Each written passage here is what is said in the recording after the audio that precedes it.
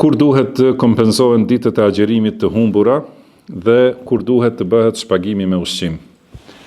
Kompenzimi i agjerimit me agjerim do të bëhet pasi të përfundoj Ramazani dhe pasi të largohet shkaku për cilin njeriu e ka pas të lejuar mos agjeroj. Do të thënë nëse ka qenë i smur, pasi të shërohet pas Ramazanit, ose ka qenë në udhtim, pasi të kthehet, do të thënë fillon me kompenzimin e atyre ditëve, dhe sa më shpejt që e bën kompenzimin, është më mirë për të.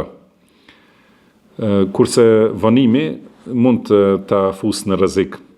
Por nëse e vonon, nuk lejohet që këto ditë të mbeten deri në Ramazanin tjetër. Përveç nëse ka arsye, nëse vazhdon arsyeja e njëjtë gjatë gjithë vitit, përndryshe nuk lejohet, domethënë ta lër kompenzimin e këtyre ditëve derisa të vijë Ramazani tjetër. Dhe nëse e arrin Ramazani tjetër pa i mbaruar ato ditë që i ka pasur obligim, atëherë duhet pas atij Ramazani tjetër t'i agjeroj dhe gjithashtu të ushqej ushqim, të japë, domethënë të ushqej të varfër.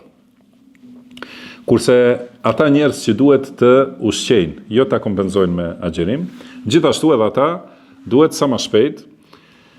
Dhe është transmetuar se Enes ibn Malik radhiyallahu anhu kur është plakur, edhe nuk ka mundur të agjeroj, i ka marrë ditën e parë 30 varfër dhe i ka dhënë një iftar të plot, edhe me këtë ka pagu gjithë Ramazanin. Dhe i lejohet njeriu në fillim, ditën e parë të Ramazanit, ose secilën ditë të Ramazanit të ushqejë nga një varfër, ose në fund të Ramazanit ti mbledh gjithashtu të varfrit dhe ti ushqej. Por, do të thënë, më e mira është që të jetë brenda Ramazanit.